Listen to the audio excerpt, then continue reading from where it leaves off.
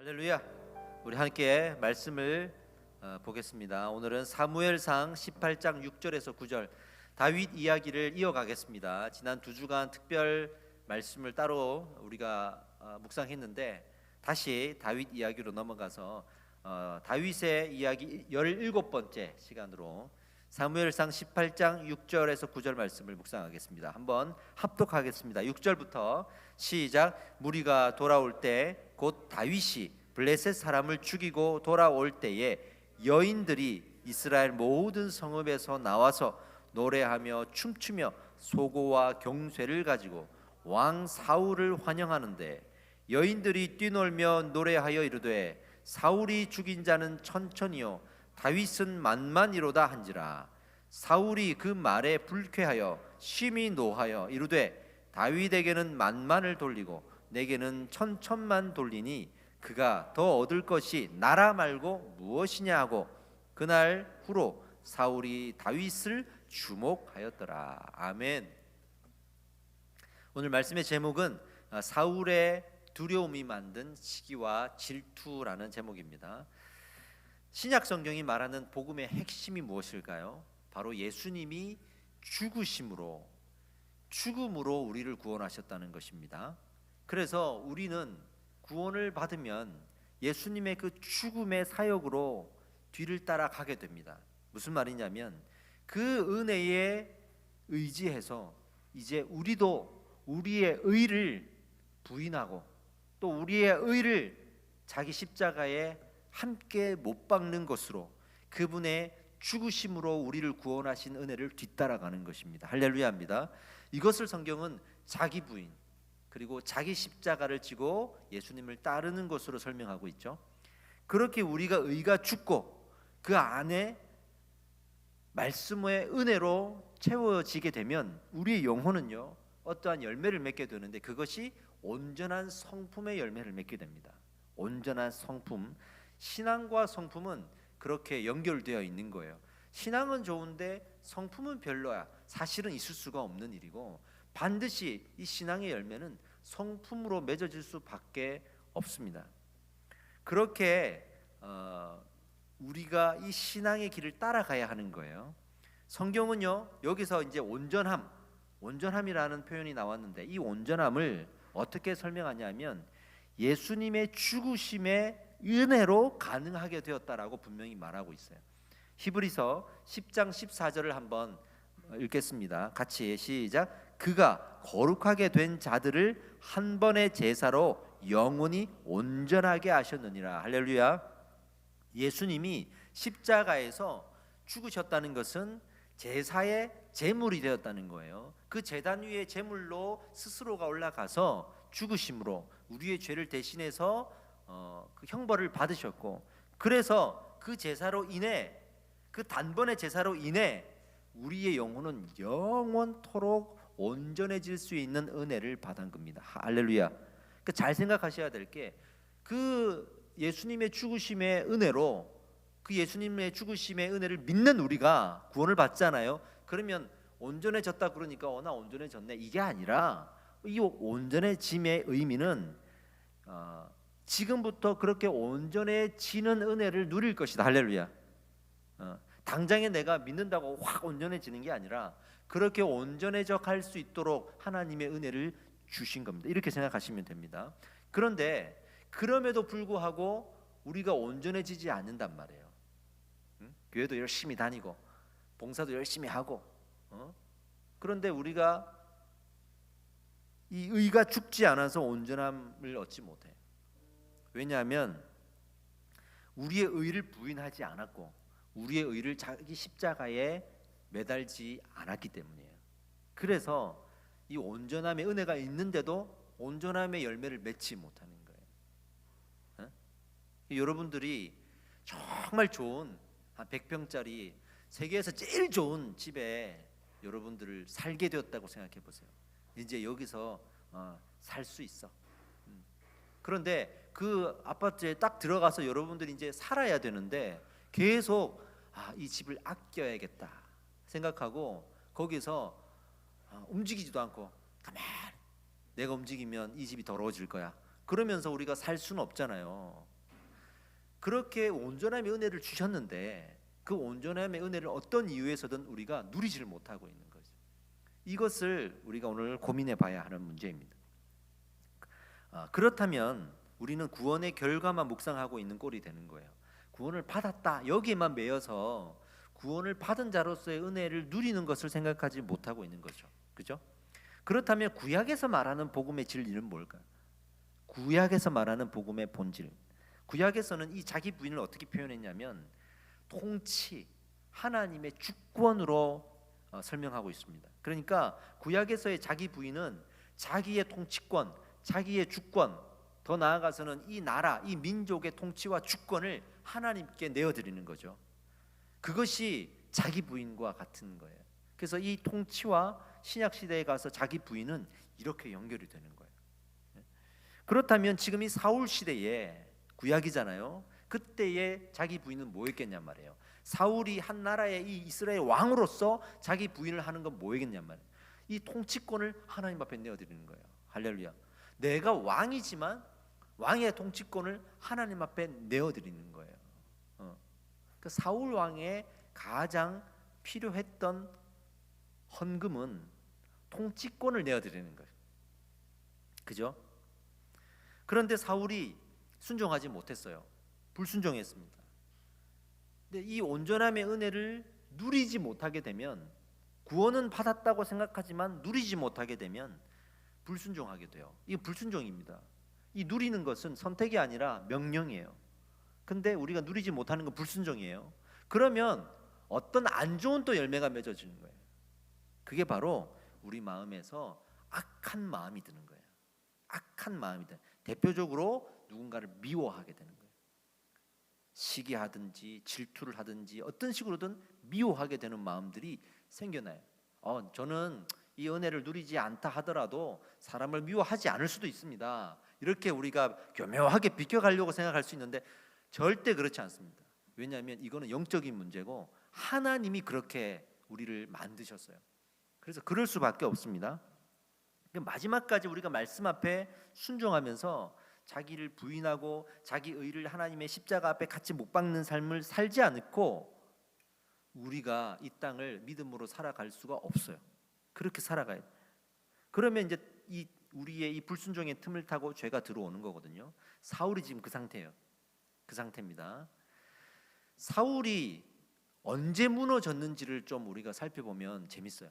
언제 무너졌느냐, 무너진 지점이 중요한데 사울은요 은혜를 입어서 왕위에까지 올랐습니다. 그렇죠? 왕위에 올라서서 무너졌어요. 이 중요한 점입니다.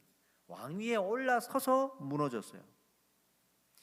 우리가 그걸 삼아야 되는 점이에요. 우리도 은혜 받고 직분 받고 교회에서 또 목자로 세워지거나 아니면 어떤 봉사의 어떤 팀장으로 세워지거나 또 인정을 받아서 어떤 우리가 무엇이든지 이렇게 세워질 때가 있잖아요. 그때 넘어질 수 있어요. 넘어질 수 있어요. 오히려 저는 이렇게 생각합니다. 넘어지는 거는요 오히려 세워진 사람들이 더 잘 넘어져요. 그냥 교회만 왔다 갔다 하는 사람은 넘어질 리가 없어요. 왜냐하면 일어난 적도 없거든. 세워진 사람들이 원래 넘어지는 거예요. 그런데 이 신앙은 끝까지 넘어지지 않고 가야 되는 거고, 넘어지지 않으려면 이 자기 부인의 신앙을 붙들고 가야 되는 거예요. 근데 요즘에 유행하는 어떤 가짜 복음들을 한번 살펴보십시오. 이런 거죠. 당신은 할 수 있다. 당신이 진리다. 당신이 옳다. 당신이 최고다. 당신의 기도는 반드시 응답된다. 당신의 생각은 반드시 이루어질 것이다. 그러면서 어떤 긍정의 힘 같은 걸 강조하기도 하고 우리를 인정해 주는 말들을 많이 하죠. 여기에 무슨 자기 부인이 있습니까? 여기에 무슨 자기 부인이 있어요? 예수님의 죽으심에 대한 은혜에 어떤 동참을 할 수 있냔 말이에요. 오늘 이 사울이 이 가짜 복음을 붙든 겁니다. 이 가짜 복음을. 자기가 옳다. 내가 할 수 있다. 내가 하면 반드시 될 거야 하는 그런 마음을 가지고 지금 이 이스라엘을 통치하고 있는 거예요. 자, 사울이 영적으로 완전히 무너지는 현장으로 한번 가봅시다. 다윗이 지난 시간에 누구를 이겼죠? 골리앗을 이겼습니다. 골리앗을, 그 유명한 사건 직후의 이야기입니다. 그랬으니 이제 이스라엘이 이긴 거죠. 이스라엘이 블레셋 진영에 쳐들어가서 군사들을 죽이고 이 전쟁에서 큰 승리를 이끌어냈습니다. 그런데 사울은요, 오히려 자신의 통치권에 대해서 위협을 받는 그런 느낌이 들었어요. 왜냐하면 이 승리의 공로가 다윗이라는 내가 아닌 다른 사람에게서 있었기 때문에 그랬습니다. 그러니까 이 통치를 스스로가 지금 이 통치권을 쥐고 하고 있었거든요. 하나님 앞에 내어드리지 못했어요. 그러다 보니까 이 통치권이 위협을 받는다고 생각하는 거예요. 지금 오히려 하나님이 통치권을 사울에게서 가져가시는 과정이에요. 이거 내가 가져갈 거야, 네 거 아니야. 그런데 사울은 오히려 이것을 하나님 앞에 내어드리는 생각은 못하고 정말 이 다윗이라는 한 사람을 보면서 다윗이 내 통치권을 빼앗아 간다고 생각하는 거예요. 그래서 시기하고 질투하게 되는 거죠. 여기에 무슨 온전한 성품의 열매가 맺겠어요. 자, 이 온전한 성품이 이제 어떻게 무너져 있는지 신랄하게 나옵니다. 신랄하게 나와요. 이 통치권을 한번 더 생각해 봅시다. 이 통치권은요, 처음부터 사울의 것이 아니었어요. 하나님의 것이었어요. 자기 게 아닌데 자기가 가지고 있으면 늘 불안해. 불안할 수밖에 없어요. 제가 초등학교 때 몇 학년 때인지 기억이 안 나지만 동네 형이 그때 이제 유행하던 시계가 있어요. 시계가 학생들은 거의 못 차고 다니죠. 근데 그 시계를 저한테 선물로 주는 거예요. 너무 좋아가지고 그 시계를 차고 이제 며칠을 다녔어. 근데 그 다음에 그 형을 다시 만났는데 그 시계를 내가 이거 차고 있다고 고맙다고 그랬더니 이 형이 하는 말이 나 그거 저기 훔친 거야 그러더라고. 훔친 거야 그러더라고. 순간 새파래졌죠 얼굴이. 그런데 이 시계는 이미 내 것이 된 거야. 이미 내 것이 됐고 자랑도 다 했고 나는 이걸 가졌잖아요. 원래 처음부터 안 가지면 괜찮은데 가졌다가 내놓으라 그러면 이제 배가 아픈 거거든. 내놓기가 싫은 거예요. 그래서 며칠을 더 차고 다니는데 그 마음이 얼마나 불안한지 그때부터는 당당하게 이 시계 내 거야가 아니라 차고는 다니는데 숨기는 거야. 이렇게 숨기면서 다니는 거야. 누가 볼까 봐. 내 게 아니니까. 그러니까 물론 다시 돌려주기도 했지만 자기 게 아니면 그래요. 내 거라고 생각하잖아요. 내 생각 내 거라고 생각하잖아요. 아니에요. 이 모든 생각과 모든 의는 우리 하나님께서 주권으로 갖고 계신 겁니다. 할렐루야. 근데 이걸 내 거라고 생각하고 붙드는 순간 불안해지는 거야. 불안해지는 거예요. 거기에 죄가 틈을 타고 들어오는 거죠. 우리 교회도 가정도 마찬가지예요. 그 통치권이 하나님께 있습니다. 그런데 우리 인간이 그 주권을 가지려고 애를 써요. 점점 불안해지고 두려워지고 누가 가지고 가지 않을까, 누구에게 빼앗기지 않을까 불안해하고 두려워지고 그러면 이제 서로 이기려고 그러고 힘을 쓰게 되고 누가 조금만 마음에 안 들면 공격을 하게 돼요. 누가 건드리기만 해봐. 내가 가만 안 놔둘 거야. 그런 마음이 생기게 돼 있어요. 이게 인간의 폭력성이에요. 구약 시대에 이 폭력성이 언제 또 드러났냐면 가인의 후손 중에 라멕이라는 사람이 있었죠. 우리 수요 성경 대학에서 나누었죠. 이 라멕이라는 사람이 가인의 후손 중에 한 명으로 갑자기 튀어나오는데 그 사람이 이런 말을 합니다. 창세기 4장 24절입니다. 내 조상 가인을 위해서는 벌이 7배일진데 라멕을 자기 스스로 라멕을 위해서는 벌이 77배로다 하면서 우리 조상은 자기한테 누가 한 대 때리면 그 복수로 7대 때렸다. 나는 나 한 대 때리면 나는 77배를 때려주고 갚아줄 것이야 하면서 한 예로 어떤 소년이 자기를 건드렸는데 좀 다쳤어요. 그래 나는 77배로 갚아줘야 되니까 그 소년을 죽여버리는 거예요. 이런 복수의 어떤 온전한 성품이 무너진 상태에서 어떤 미움이 극치에 달한 사건이 벌써 이 창세기 4장에 등장하고 있다는 거예요. 이번 그 봄에 십자가 사경에 4월 달에 할 텐데 그 인간의 폭력성이 이 가인으로 인해서 노아 시대까지 어떻게 흘러갔고 노아 방주 이 심판의 이유 중에 인간의 폭력성이 어떻게 고발되고 있는가를 자세하게 우리가 나눌 겁니다. 자, 여기까지 하고 일단 넘어가죠. 그러니까 하나님 앞에 통치를 맡기지 못하면 이런 일이 벌어질 수 있다는 거예요. 근데 반대로 하나님께 통치를 맡기면 날마다 기도 안 할 수가 없어요. 기도 안 할 수가 없어. 여러분한테 누가 금덩이 이만한 걸 맡겼다고 생각해봐요. 맡겼다고 생각. 이 내게 아니야. 내가 지금 맡고 있어. 그럼 어떡하겠어? 이 내가 함부로 할 수 있을까요? 안 하잖아요. 근데 그게 만약 생명체라고 생각해봐. 내가 우리 저기 강희성 집사님 레오를 맡았어. 집에서 한 일주일 맡았어. 함부로 할 수 있을까요? 내 강아지가 아닌데. 그리고 어떻게 하겠어요? 수시로 전화하겠죠. 밥은 어떻게 먹일까요? 얘 잠 안 자는데 어떻게 해야 되나요? 막 이렇게. 내 것이 아니니까. 그렇죠? 그러니 이 통치권을 가지고 이 가정과 심지어는 이 교회를 우리가 이끌어갈 때 기도하지 않을 수가 없어요. 하나님의 뜻을 안 구하고 우리가 다스릴 수가 없어요. 진정한 평안은요, 이 주권을 하나님 앞에 넘겨드렸을 때 가질 수가 있습니다. 아멘입니다. 우리 지금 온라인 예배 드리잖아요. 많은 교회들이 불안했을 거예요. 이 온라인 예배 처음 드릴 때 이런 적이 없어요.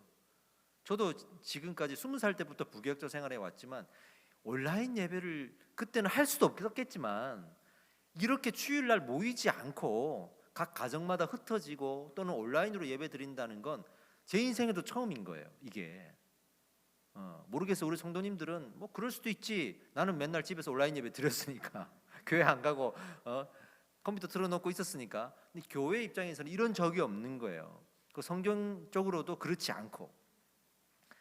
그런데 이제 이런 마음으로 사실은 저희는 온라인 예배를 선포를 했던 거예요. 어떤 마음이었냐면 선한 사마리아인 비유가 나오잖아요. 그렇죠? 안식일 날 분명히 이제 예배를 드리러 가야 되지만 강도 만난 자를 만났을 때 그를 돕는 것이 먼저였지 않습니까? 그러니까 지금 이 시대가 이 코로나19 바이러스로 인해서 마치 강도 만난 자처럼 어려움을 당하고 있고 또 우리의 모임을 통해서 그것이 또 확산되어 줄 수 있는 또 다른 사람들에게 피해를 줄 수 있는 여지가 있기 때문에 이런 것들을 묵상하면서 우리가 과감하게 온라인 예배를 드려야겠다고 생각을 한 것이지 어떤 신학적이고 교리적인 이유가 아니에요.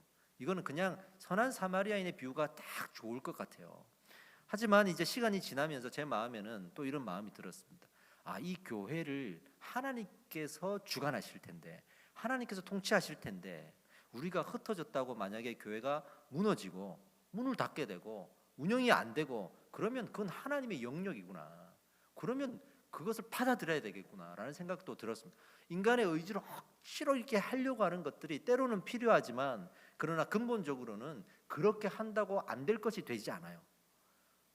교회와 예배 또 우리의 삶은 하나님의 허락하심이에요. 할렐루야. 허락하심이에요. 그러니까 마음이 평안해질 수가 있는 거예요. 평안해질 수가 있는 겁니다. 자, 다시 돌아가서 다윗이 골리앗을 이겼습니다. 여기서 극단적인 두 가지 반응이 나타나요. 사울은요 시기하고 질투하고 미워했고 반면에 사울의 아들 요나단은 극도로 이 다윗을 사랑해요. 신뢰해요. 이런 반응이 나타나잖아요. 백성들도 다윗을 좋아해. 그러니까 이 나라가 사울의 나라가 아니라고 생각하는 사람들은 다윗이 나타나니까 또 다윗을 좋아하고 칭찬을 해요. 그렇다고 사울을 왕으로 인정하지 않는 것도 아니야. 근데 이 통치권이 내게 있다라고 생각하는 유일한 사울은 이 상황에서 마음이 힘들고 누군가를 미워하고 불안해하고 두려워하고 있는 거예요. 그래서 먼저는 다윗을 군대 장관으로 세웁니다. 다윗도 어떤 지혜롭게 행했기도 했고 신하들도 인정했고 사울이 볼 때에도 아직까지는 미움이 팍 폭발한 건 아니기 때문에 지금 군대 장관을 세웁니다. 요나단은 이 다윗에게 자기의 갑옷과 칼을 줍니다. 제가 항상 몇 번 강조해서 얘기했죠. 그 시대 이스라엘 진영에 갑옷과 칼을 갖고 있는 사람은 사울과 요나단 외에는 거의 없었단 말이죠. 그 중요한 칼과 갑옷을 이 다윗에게 내어줍니다. 이제 군대 장관을 해야 되니까. 그런데 그들이 이스라엘 성으로 승전보를 가지고 들어오면서 문제가 생겨요. 이 사울의 마음을 빵 하고 터뜨리면서 이 촉발 사건이라 그러거든요. 심리학 용어예요. 이게 촉발 사건. 뭔가 쌓이고 있다가 어느 순간 이걸 팡 터뜨리게 하는 사건 하나가 터지게 되는 거. 그게 이제 이 승전보를 가지고 입성을 하면서 일어나요. 여인들이 환영을 하면서 전쟁에 승리했다 그러고 축하해주고 노래를 부르는 장면이 나오는데, 이때 어떤 노래를 부르냐면 사울이 죽인 자는 천천히요, 다윗은 만만이로다, 이런 노래를 불러버리는 거예요. 그죠? 사실 지금 생각해 보면 예의상으로라도 사울이 보는 앞에서 그런 노래 부르는 것이 사실 좀 눈치가 보일 수 있는데 얼마나 기뻤겠어요. 얼마나 기뻤겠어요. 그리고 그 백성들은 이 나라가 사울의 나라가 아니라고 생각을 했겠죠. 그러면서 이 촉발 사건으로 이 마음이 폭발해 버립니다. 이 촉발 사건이라는 건요, 늘 쌓였으니까 폭발하는 거예요.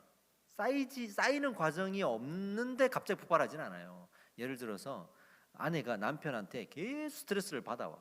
남편 때문에 짜증이 나고 스트레스가 쌓여가지고 이만큼 쌓여왔어. 이제 폭발하기 직전인데 그 순간에 내 눈에 보이는 건 아들인데, 아들이 반찬 투정을 하고 말을 안 듣는단 말이에요. 그럼 이 쌓였던 걸 누구한테 풀까요? 촉발 사건을 일으킨 아들에게 푸는 거예요. 이게 너는 말이야 그러면서 막 남편한테 풀지 않고, 촉발 사건이라는 건 그 쌓였을 때 누가 그 사건의 주인공이 되느냐에 따라서 이 폭발의 방향도 달라지는 거거든요.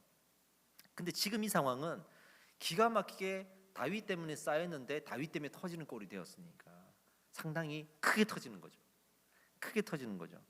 사울이 이제 이렇게 상상합니다. 다윗이 이 인기를 가지고 무엇을 얻을 수 있을까?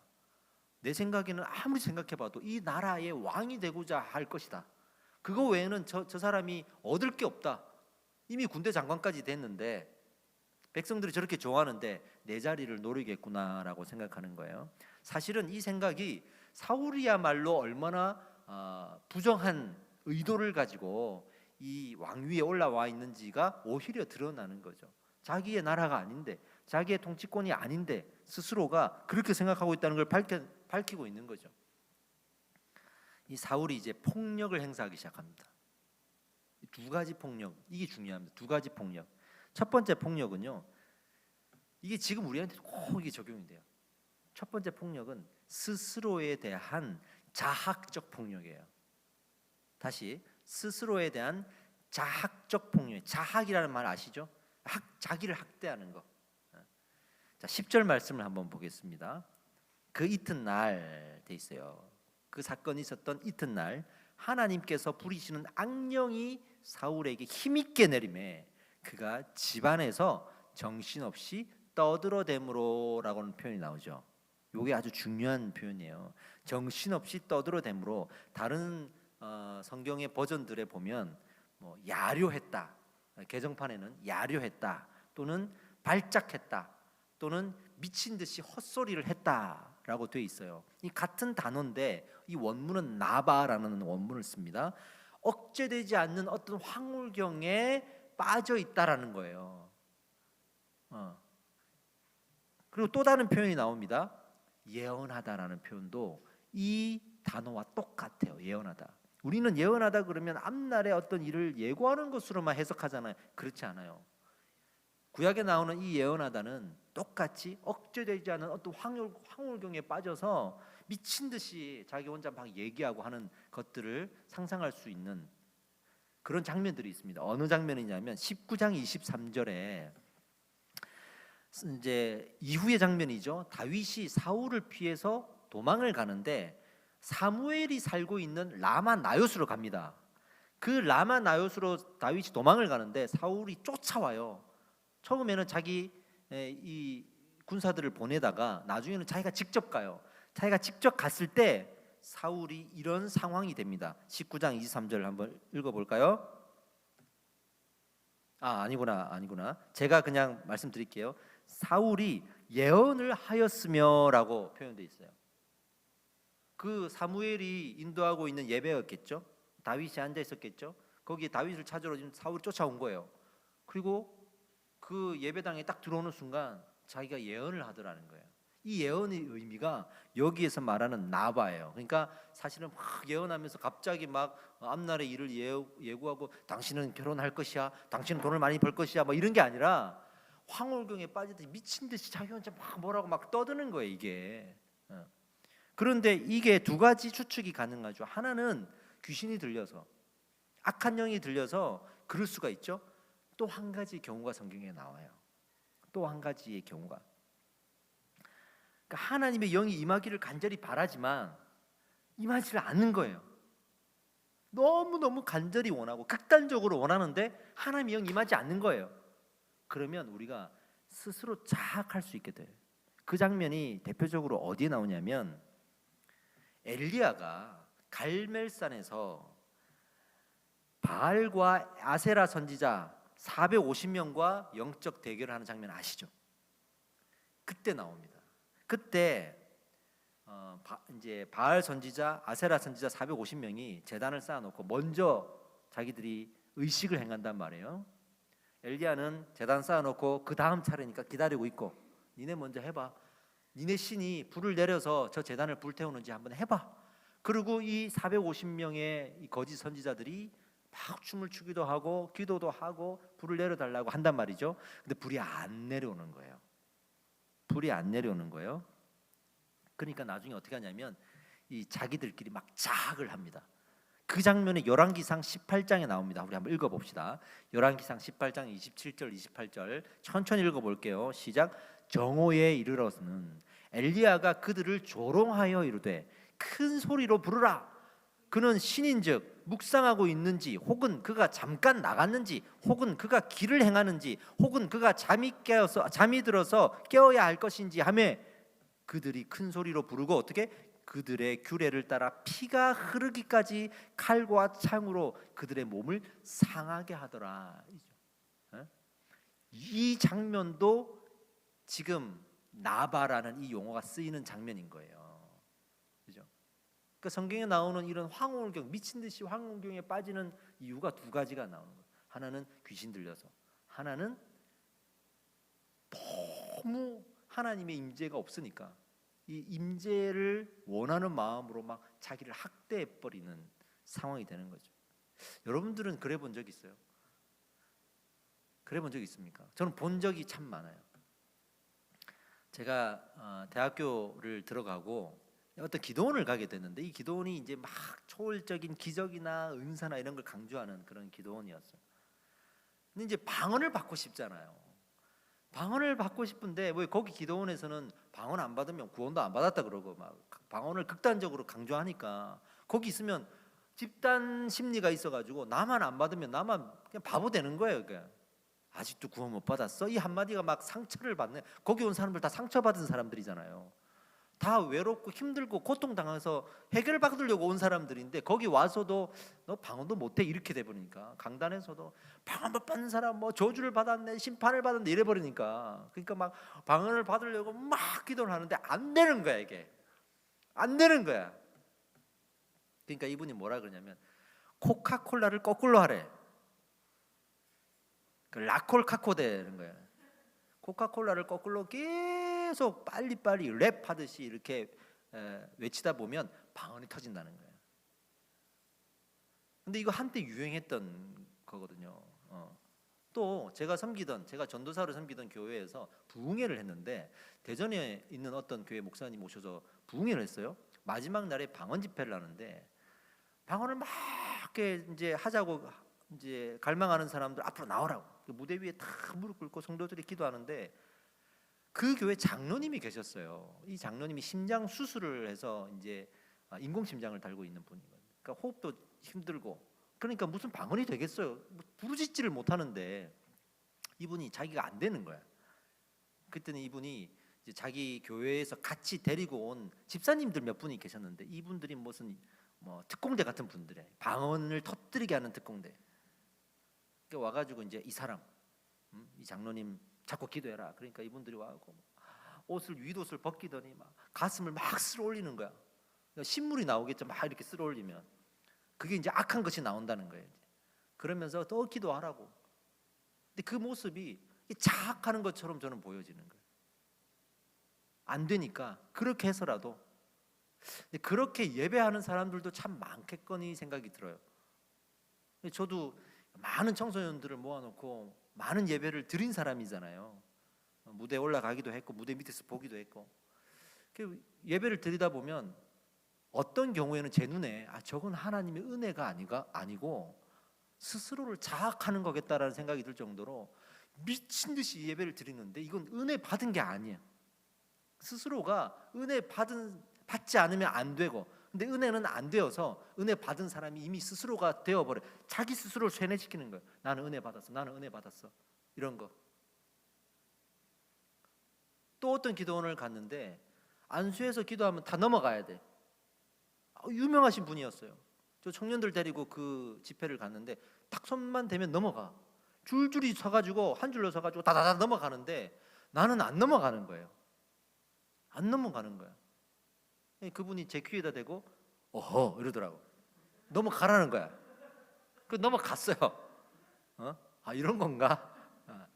근데 그 중에는 너무 사모하는 사람들이 있거든. 탁 내가 터치를 당하는 순간 꼬꾸라지면서 내가 막 성령의 충만함을 받는 걸 원하는데 안 되는 거야 이게. 그러니까 막 떼굴떼굴 구르는 거지. 이런 일들이 우리 주변에 참 많아요. 이 은혜는요 하나님의 허락하심이라는 걸 잊지 말아야 돼. 하나님이 허락하지 않으면 아무리 우리가 때를 써도 안 돼요.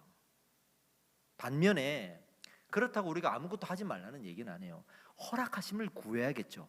그죠? 우리가 해야 될 거는 내 의지를 가지고 하나님을 꺾어서 얻어내려고 하는 게 아니라 하나님의 허락하심을 구하는 거예요. 그러면 어떤 질문이 나올까요? 어떻게 하면 허락하실까? 하나님의 마음은 무엇일까? 궁금하게 되고 그 하나님의 마음을 알기 위해 노력하게 되겠죠. 내 마음을 아는 자에게 내가 이 은혜를 주겠다 하셨으니까, 그러니 이 사람은 하나님의 뜻에 집중할 수 있게 되는 거예요. 그게 우리가 해야 될 일이지 우리가 그렇게 하나님을 꺾으려고 하면 안 돼. 근데 지금 사울이 그런 상태로 자기 스스로를 지금 자학하고 있는 장면들이 나오는 겁니다. 하나님의 허락하심, 할렐루야. 이걸 잊지 맙시다. 두 번째로 어떤 폭력을 행사하냐 그러면 이제는 타인에 대한 질투와 시기의 폭력을 행하게 되는 거예요. 신하들이 사울을 달래기 위해서 다윗을 또 부릅니다. 떠들어대니까 하루 종일 떠들어대니까 그러니까 다윗을 불러요. 수금을 타게 하는 거지. 그러니까 미운 마음이 드는 거예요. 원수된 마음. 내가 저 죽여버려야지. 그 마음이 이제 터뜨려져 가지고 옆에 보니까 창이 두 개가 있어요. 그 창을 두 개를 던졌는데 다윗이 다 피해요 이렇게. 그리고 도망을 가게 되는 거죠. 이 사울은요 지금 자기 스스로가 막 이렇게 자학하면서 하나님 왜 나는 다윗처럼 저런 역사를 못 일으키냐고 하고 있을 때 다윗이 들어와가지고 수금을 타거든요. 저 수금만 타면 또 자기가 온전해졌던 기억이 있을 거 아니에요.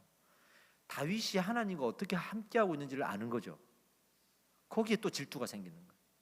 보통 이런 경우에 온전한 사람이라면 하나님을 두려워하겠죠. 저분이 하나님과 함께 하시는 분이구나. 하나님이 저분과 함께 하고 있구나 하면서 오히려 감사해야 하고 존중해 줘야 되고 이렇게 되는데 그게 아닌 거예요.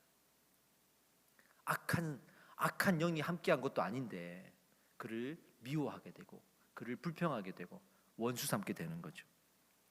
하나님을 따라가면서 은혜를 받다가도 한번 딱 뒤돌아서면요 우리는 언제 그랬냐는 듯이 그냥 죄악 속으로 우리 흘러 들어갑니다.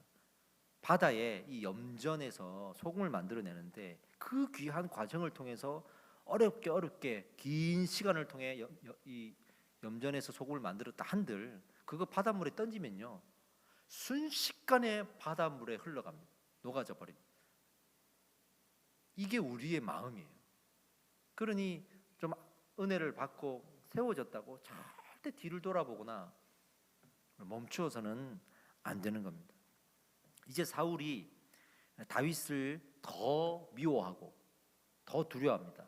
그러니까 이제 가까이 두니까 안 되겠어. 그래서 이제는 멀리 이제 떼어놔야겠다 생각해가지고 천부장에 임명합니다. 이 천부장은 백성들의 생활 속으로 들어가서 그 생활을 좀 돌보는, 군대를 이끄는 사람이 아니니까 좀 비교적으로 권력이 없겠죠. 지금 말하면 좀 민정수석 같은 그런 사람이에요. 그런 자리에 딱 세웠더니 또 다윗이 백성들 사이에 들어가고 지혜롭게 또 너무 잘하는 거예요. 또 칭찬을 받는 거예요. 그랬더니 이것도 아니다. 저렇게 떼내왔더니 그것도 내 마음이 불편한 거예요. 그래서 또 수정해서 이제는 전쟁터로 내보내갖고 죽여야겠다 생각하고 어떤 빌미를 삼냐면 자기 딸들이 있는데 자기 둘째 딸 이 미갈입니다. 이 미갈이 다윗을 좋아하거든요. 그래서 둘이 결혼시키려고 합니다. 내 딸을 주겠다.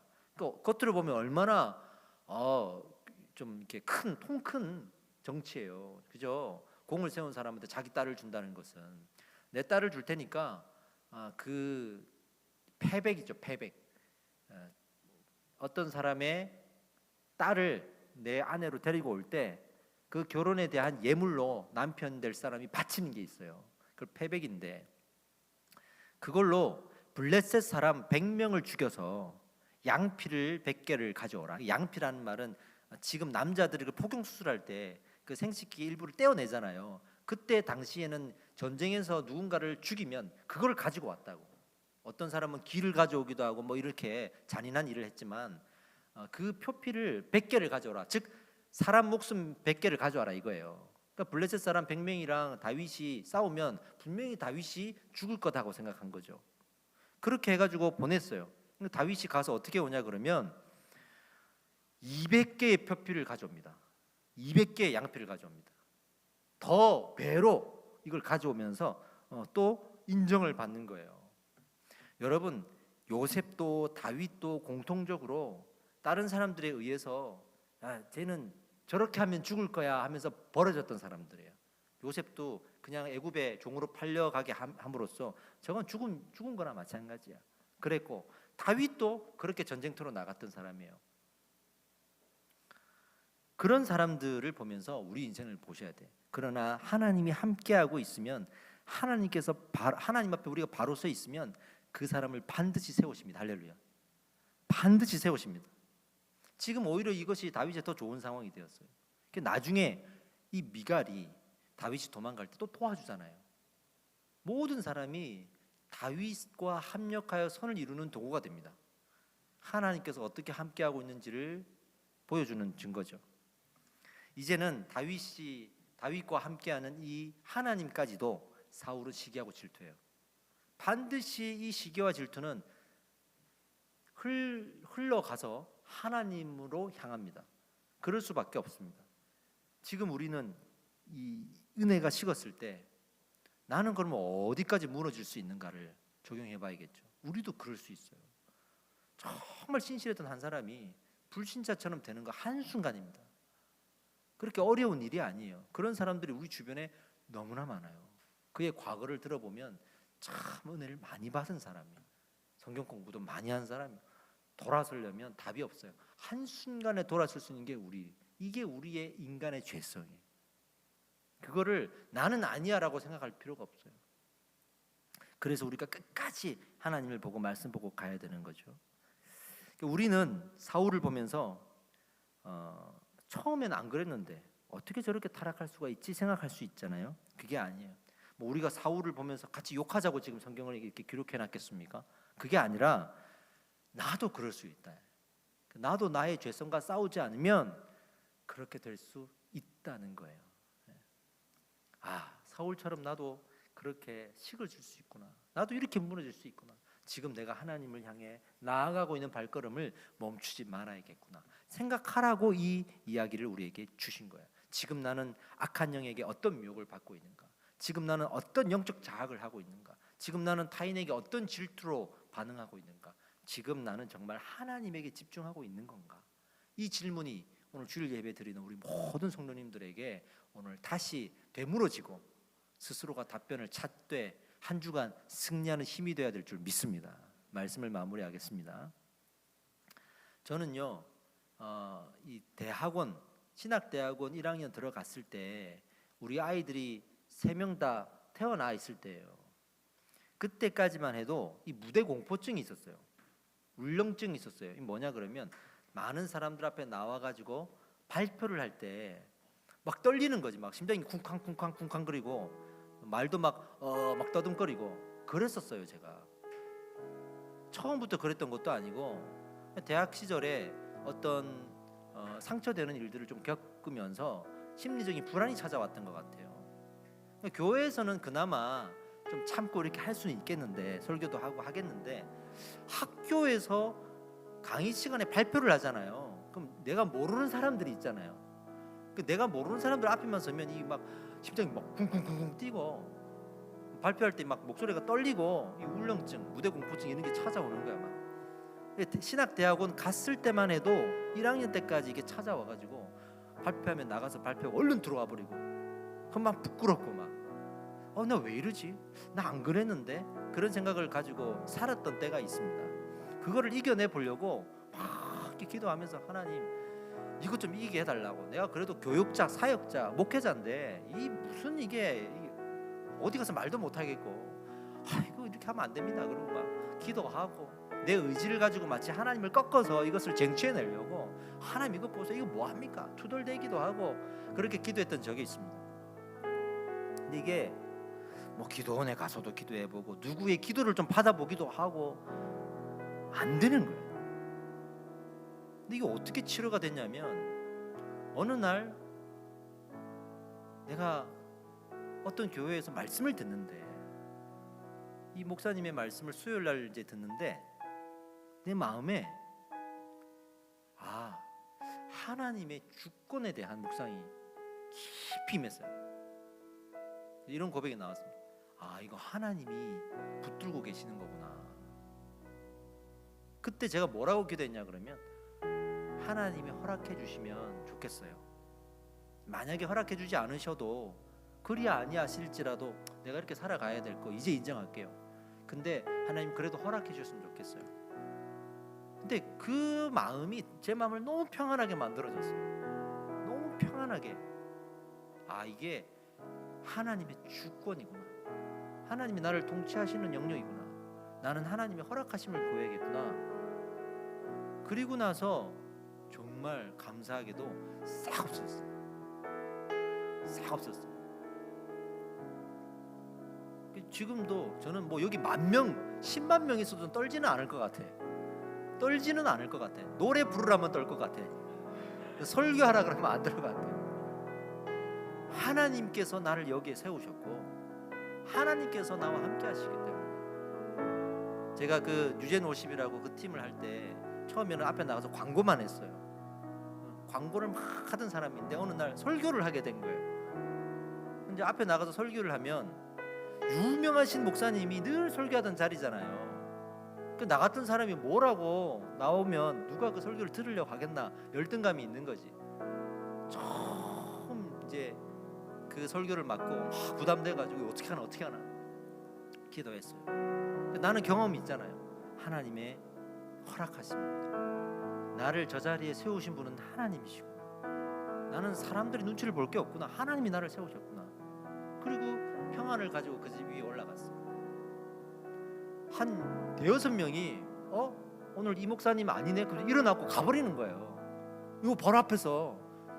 학생들이니까 그러는 거야. 연예인 보듯이 누군가를 보러 왔는데 나 같은 사람이 올라오니까 일어나고 가버리는 거야. 근데 제가 그 첫 설교부터 평안하게 설교할 수가 있었어요. 그 다음부터 그 설교할 때마다 한두 사람이 일어나도 나는 내 설교하는 거야. 근데 어느 순간 딱 되니까 아무도 안 일어나더라고요. 은혜 받았다고 해주시고, 그게 참 감사했어요. 하나님의 허락하심을 따라간다는 건 이런 거구나. 이런 평안 가운데 내가 갈 수 있구나. 당장의 내 주변 상황이 어떠할지라도 나는 평안하게 이 길을 걸어갈 수 있게 하는 것, 이건 하나님의 주권, 그것을 인정하는 것이구나. 우리 모두가 그 주권을 인정합시다. 그리고 이 평안을 회복합시다. 이 코로나19 상황에서도 이 주권은 하나님께 있습니다. 하나님의 허락하심을 구하셔야 됩니다. 할렐루야. 우리 함께 기도할 때 온전히 주님만을 바라보길 원합니다. 다윗과 같이 어떤 상황에서도 하나님만 의지하길 원합니다. 기도하겠습니다. 주여 한번 외치고 기도합시다.